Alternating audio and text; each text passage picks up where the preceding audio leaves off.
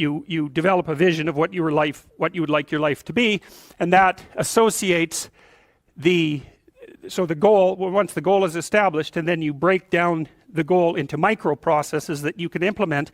The micro processes become rewarding in proportion, in relation to their causal association with the goal, and that tangles in your incentive reward system. You know, we talked about the dopaminergic incentive reward system, and that's the thing that keeps you moving forward.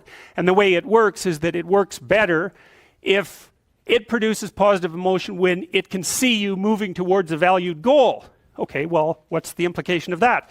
Better have a valued goal, because otherwise you can't get any positive motivation working out. And so the more valuable the goal, in principle, the more the micro processes associated with that goal start to take on a positive charge. And so what that means is, well, you get up in the morning and you're excited about the day, you're ready to go. And so as far as I can tell, what you do is you specify your long-term ideal. Maybe you also specify a place you want to stay the hell away from, so that you're terrified to fail as well as excited about succeeding, because that's also useful. You specify your goal. You do that in some sense as a unique individual. You want to specify goals that make you say, oh, if that could happen as a consequence of my efforts, it would clearly be worthwhile. Because the question always is, why do something? Because doing nothing is easy. You just sit there and you don't do anything. That's real easy. The question is, why would you ever do anything? And the answer to that has to be because you've determined by some means that it's worthwhile. And then the next question might be, well, where should you look for worthwhile things? And one would be, well, you could consult your own temperament. And the other would be, well, you kind of look at what it is that people accrue that's valuable across the lifespan. So you do a structural analysis of the subcomponents of human existence, and I already did that. You need a family, you need friends. Like, you don't need to have all these things, but you better have most of them.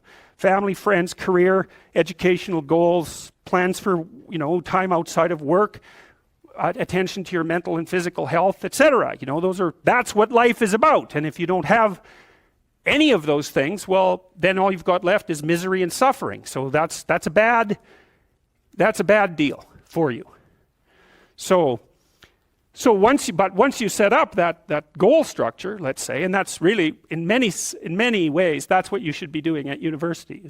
That's exactly what you should be doing, is trying to figure out who it is that you're trying to be, right? And you aim at that, and then you use everything you learn as a means of building that person that you want to be. And I really mean want to be. I don't mean should be, even those things are going to overlap. And it's important to distinguish between those, because that's partly, and this is back down to the micro routine analysis. So if I was saying, well, you're going to try to make yourself more industrious. Okay, number one, specify your damn goals, because how are you going to hit something if you don't know what it is? That isn't going to happen.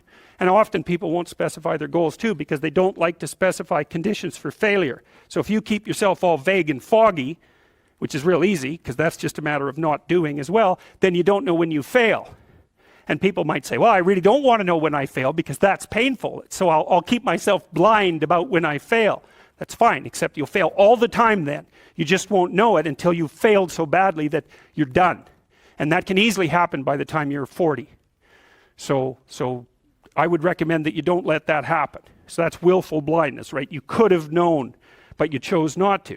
Okay, so once you get your goal structure set up, you think, okay, if I could have this life, it looks like that might be worth living, despite the fact that it's going to be, you know, anxiety provoking and threatening, and there's going to be some suffering and loss involved in all of that. Obviously, the goal is to have a vision for your life such that, all things considered, that justifies your effort. Okay, so then what do? Well, then you turn down to the micro routines. It's like, okay, well, this is what I'm aiming for. How does that instantiate itself day to day, week to week, month to month?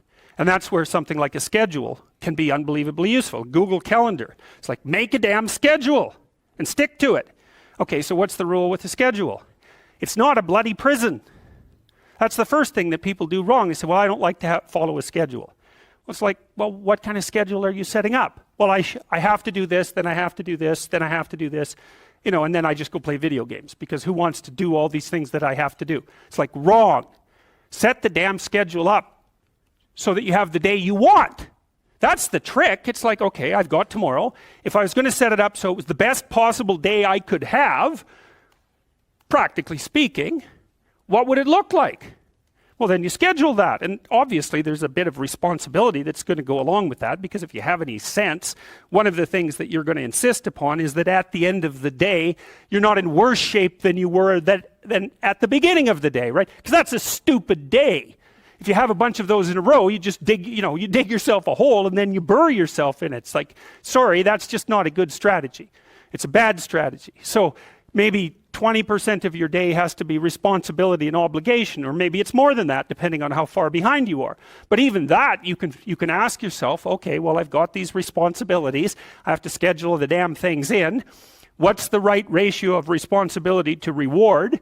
And you can ask yourself that, just like you'd negotiate with someone who is working for you. It's like, okay, you got to work tomorrow. Okay, so I want you to work tomorrow. And you might say, okay, well, what are you going to do for me that makes it likely that I'll work for you? Well, you could ask yourself that, So maybe you do an hour of responsibility and then you play a video game for 15 minutes. I don't know, whatever turns your crank, man. But, you have to negotiate with yourself and not tyrannize yourself. Like you're negotiating with someone that you care for, that you would like to be productive and have a good life. And that's how you make the schedule. It's like, and then you look at the day and you think, well, if I had that day, that'd be good. Great. And you're useless and horrible, so you'll probably only hit it with about 70% accuracy, but that beats the hell out of 0, right? And if you hit it even with 50% accuracy, another rule is, well, aim for 51% the next week, or 50.5% for God's sake, or because you're going to hit that position where things start to loop back positively and spiral you upward. And so that's one way that you can work on your conscientiousness, is plan a life you'd like to have. And you do that partly by referring to social norms. That's more or less rescuing your father from the belly of the whale. But the other way you do that is by having a little conversation with yourself about, as if you don't really know who you are, because you know what you're like. You won't do what you're told. You won't do what you tell yourself to do. You must have noticed that.